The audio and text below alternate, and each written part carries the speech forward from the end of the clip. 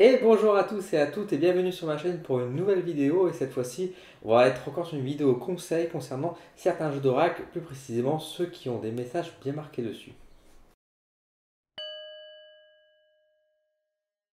Alors oui, comme j'expliquais, on va s'intéresser à un certain type d'oracle, ou de tarot d'ailleurs, on va pas faire de la généralité, ou en tout cas certains jeux qui ont des tendances à préciser peut-être un peu trop le message à travers la carte. Je m'explique avec un exemple, je vais utiliser pour ça l'oracle des anges de l'amour, donc que je ne vous ai pas encore présenté sur la chaîne, mais que ça viendra quand ça viendra, tout simplement.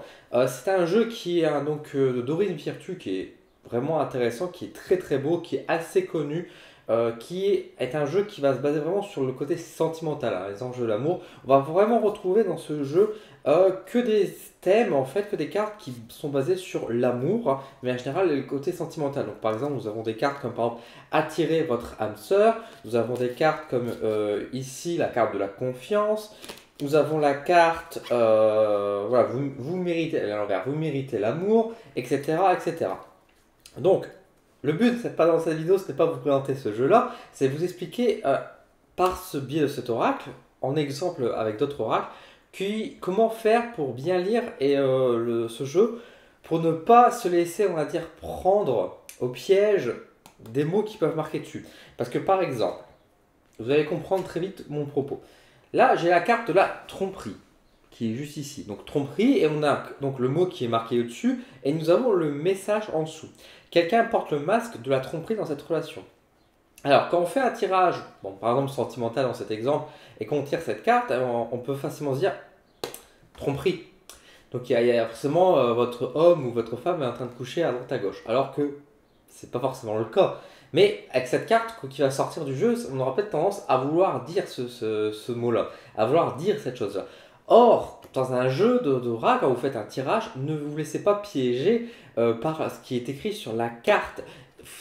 N'oubliez pas que la carte c'est avant tout un support pour mieux capter vos messages, pour mieux capter vos ressentis, et il est fort possible que vous pouvez tomber sur cette carte-là, donc de la tromperie, sans que votre ressenti et vos messages parlent d'une tromperie sexuelle ou des choses comme ça, quoi. Donc vraiment, il faut que vous voyez large. Quand vous avez cette carte qui peut apparaître, donc dans ce cas-là, dans ce jeu-là, mais ça marche aussi avec n'importe quel jeu, il ne faut pas forcément prendre au sens stricto sensus le mot ou le message qui est indiqué sur la carte. Et donc, dans ce cas-là, par exemple, dans la carte de la tromperie, ça peut soit effectivement parler d'une tromperie concrète, dans certains cas, dans d'autres parts, ça peut simplement dire qu'il y a peut-être des problèmes dans le couple et que peut-être il y a des mensonges. On peut extrapoler la tromperie par mensonge, tout simplement. On peut dire qu'il y a des choses qui sont cachées, tout simplement. Donc ça peut pas forcément dire que la personne est malhonnête, parce qu'on tombe sur cette carte-là, ça veut dire que ça y est, l'homme est un gros connard. Il ne faut pas s'imaginer ça comme ça, il ne faut pas aller trop vite dans l'interprétation, mais tout simplement peut-être que cette personne, l'homme en question, a des secrets et qu'il cache des choses à madame. Peut-être pour des bonnes raisons, peut-être pour des mauvaises raisons, peut-être parce que voilà, il y a des choses qu'on ne dit pas forcément tout dans un couple. Et cette carte réapparaît dans le sens où peut-être qu'elle indique qu'effectivement il y a des choses cachées qui devraient peut-être être ouvertes et être découvertes. Mais vous voyez que c'est pas forcément quelque chose d'une tromperie, des choses comme ça, quoi. Et le truc, c'est que dans ce jeu-là, mais également dans d'autres jeux d'oracle, il y a quand même beaucoup de cartes qui ont tendance aussi, comme je vous ai dit, à montrer une idée fixe. Là, typiquement, on a la carte du mariage. Alors forcément, au mariage, on va se dire, ça y est, c'est l'amour fou, ça va être le mariage, on va se marier avec cette personne. Alors que non, pas forcément qu'on va se marier avec cette personne, mais ça veut tout simplement dire qu'on a un lien qui peut être assez fort, mais qui peut montrer aussi l'idée d'union. Donc ça peut être aussi, par exemple, les pactes, ça peut être les emménagements ensemble, ça peut montrer qu'on passe à une vitesse supérieure, à un degré supérieur dans la relation amoureuse, par exemple. Donc voilà, ça c'est un exemple que je vous donne parmi avec ce jeu de cartes, je vais en vous donner d'autres, mais comprenez bien que ça c'est un exemple que je vous donne à travers ce jeu-là, à travers les anges de l'amour, mais vous pouvez le replacer dans n'importe quel jeu et n'importe quel support. Ce qui fait que chaque jeu va vraiment vibrer de votre propre vibration et vous pouvez très bien utiliser un jeu en particulier qui peut parler d'un tout autre thème, d'un autre sujet, et vous l'utilisez pour faire de la voyance générale, par exemple, pour faire des messages sur le professionnel. Tout dépendra encore une fois de vos ressentis et de la manière dont vous êtes à l'aise. Parce qu'effectivement, là, les anges d'amour, moi, c'est un jeu que j'utilise pour faire principalement les tirages sentimentaux. Or, si je devais prendre les cartes comme elles sont indiquées ici, c'est un jeu qui, disons, qui est trop direct, qui donne le message qui est trop, on va dire, parce qu'encore une fois, je reprends mon exemple du mariage, si on commence à interpréter à juste lire la carte. Donc déjà, on fait pas de voyance, on fait juste de la cartomancie. Donc c'est-à-dire qu'on lit la carte. Et le truc, c'est que bah, forcément, on va se laisser piéger parce que on va pas, à chaque fois que cette carte sort, on va pas forcément annoncer un mariage à tout le monde. Donc il faut faire attention de bien rester ouvert et bien rester connecté et écouter vos ressentis, ne pas vous laisser attraper, piéger par ce qui peut être inscrit dessus pour pouvoir adopter les meilleurs messages. Alors, c'est sûr que les anges de l'amour possèdent quand même un beau paquet de cartes, hein. Vous voyez quand même que je ne sais pas combien de cartes exactement, il doit en avoir une bonne quarantaine. Donc, il y a quand même beaucoup de messages qui sont donnés. Donc, vous pouvez me dire, oui, mais dans ces cas-là, enfin, si, je veux dire, par exemple, si c'est pas un mariage, comme tu dis, si c'est juste une union, bah, dans ce cas-là, on aurait eu une autre carte qui aurait dit, qui aurait parlé de ça. Bah, c'est pas tout à fait exact parce qu'encore une fois, chaque carte va énoncer sa propre idée et bah, encore une fois, par exemple le Pax, des choses comme ça, c'est pas marqué dans les autres cartes. Donc il faut bien sûr extrapoler les images et les informations et il faut bien comprendre que le jeu qu'il a été conçu, c'est avant tout pour amener des idées qui sont basées sur le thème, c'est une image, c'est une métaphore.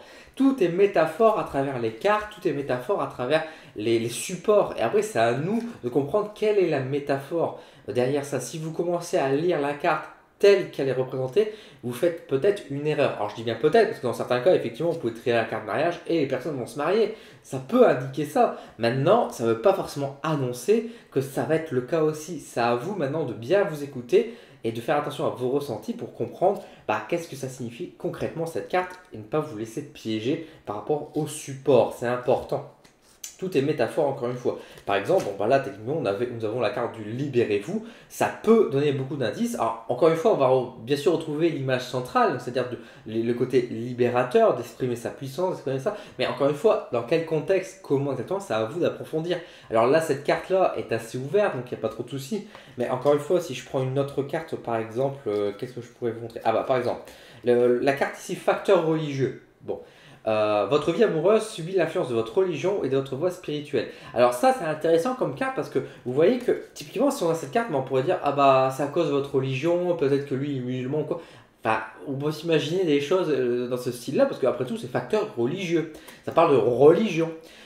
Sauf que bah, forcément, aujourd'hui on est dans une société qui est quand même assez athéiste, donc on n'est pas tous dans la religion et puis surtout, bon, on n'est plus tellement, on va dire, dans les époques en arrière, on va dire, où la religion, même si ça existe encore malheureusement dans certains cas, où on impose les personnes à se marier contre religion, qu'il y a beaucoup de règles qui est basée sur notre religion, qui fait qu'on peut être contraint.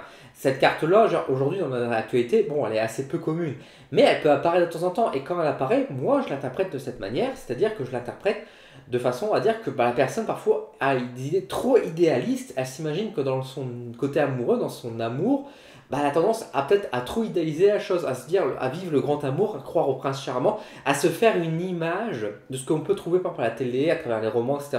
Et à idéaliser l'amour en fait. Et pour moi, quand je vois cette carte-là, c'est surtout dans cet esprit-là pour dire aux gens, attention, enfin, vous êtes en train de trop idéaliser, enfin, le prince charmant, ça n'existe pas, quoi. Enfin, ce genre de choses, quoi. C'est pour retomber sur terre. Et vous voyez que, bah, du coup, on n'est pas forcément sur une idée de christianisme, de l'islam ou dans tout ce qui est juif. On est quand même dans quelque chose de beaucoup plus ouvert.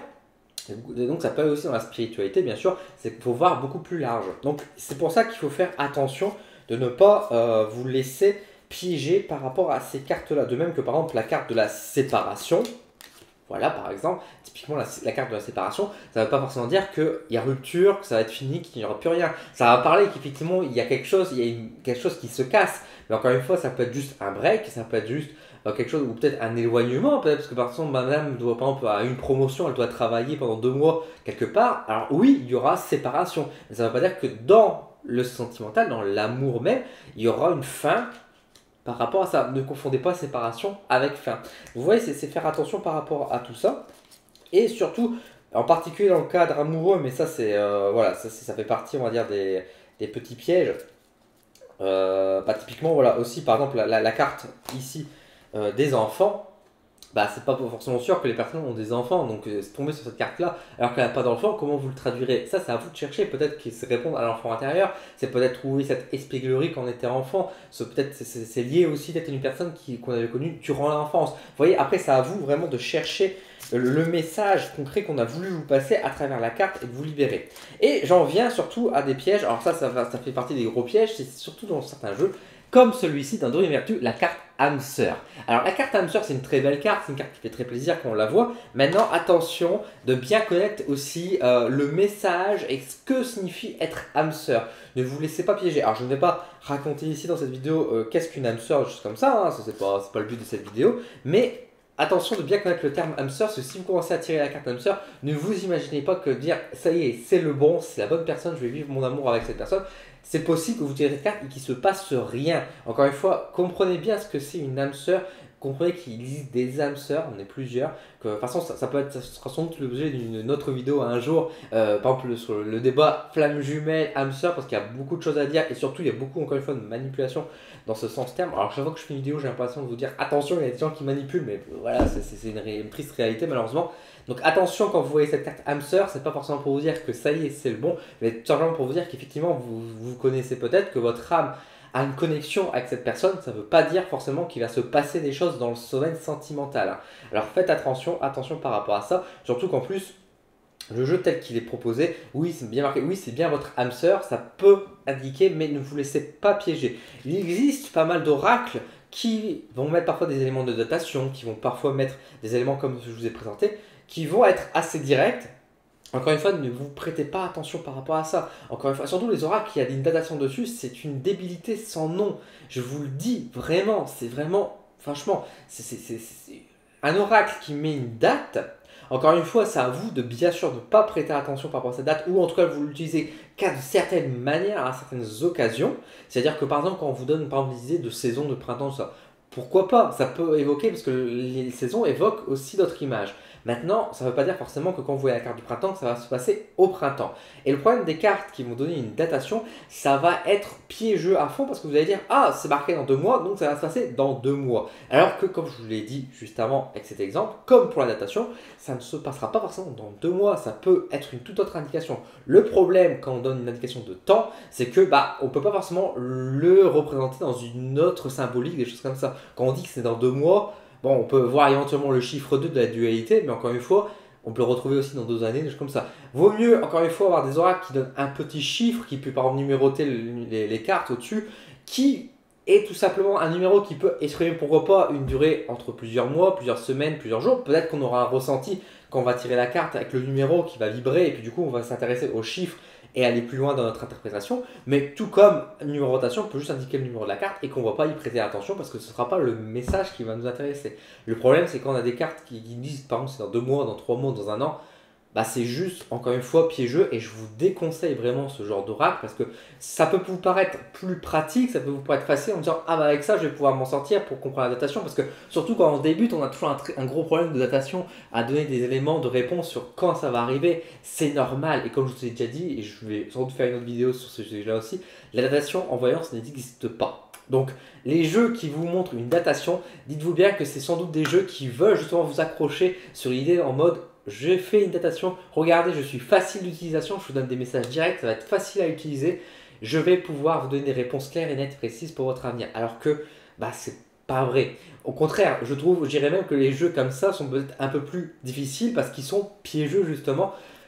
Ils sont très bien, encore une fois, l'oracle des sentiments, l'oracle des anges de l'amour de Dorine Virtue est un oracle fabuleux. Maintenant, en utilisation, attention, je ne veux pas dire qu'il faut être expert, mais soyez plus ouvert. Si vous débutez et que vous prenez ce jeu-là, attention de ne pas tomber dans les pièges faciles. Restez l'esprit ouvert, écoutez-vous avant de lire la carte. La carte va vous exprimer une idée, c'est votre idée, ça ne va pas forcément dire ce qui sera marqué dessus sera votre idée. Donc voilà, faites très attention, et donc faites attention aussi aux jeux qui peuvent vous paraître en disant ah c'est clair, net et précis, c'est facile, je vais le prendre. Encore une fois, écoutez votre cœur en vous disant est-ce que je vais réussir réellement à faire des choses et à me détacher de ce qui est marqué, ou au contraire je vais avoir tendance à rester bloqué parce que j'ai tendance à trop lire la carte, et donc je vais peut-être donner des fausses informations parce que je vais ne pas m'écouter, ne pas écouter mon intuition, et je vais du coup écouter plus et lire plus la carte que écouter son intuition, et donc vous serez contre la voyance elle-même et la guidance, la connexion. Voilà, donc c'était tout pour aujourd'hui. C'est une petite vidéo qui, une petite touche, on va dire, de rappel, mais qui me semble assez important sur certains jeux. J'espère que cette vidéo, en tout cas, vous a plu. Si c'est le cas, n'hésitez pas à me laisser en commentaire. Je vous remercie pour tous les commentaires que vous me donnez. Ça me fait chaud au cœur quand je vous lis. N'hésitez pas aussi à mettre des petits pouces en l'air et à partager la vidéo. C'est important pour connaître ma chaîne. À vous abonner si ce n'est pas encore le cas. On s'approche tout doucement des 1000 abonnés. Ça va être génial. Je suis très très content et donc un grand merci. Je vous retrouve très bientôt pour de nouvelles vidéos et de nouvelles annonces. J'espère très bientôt. Sur ce, une bonne semaine et un bon courage à vous. À bientôt.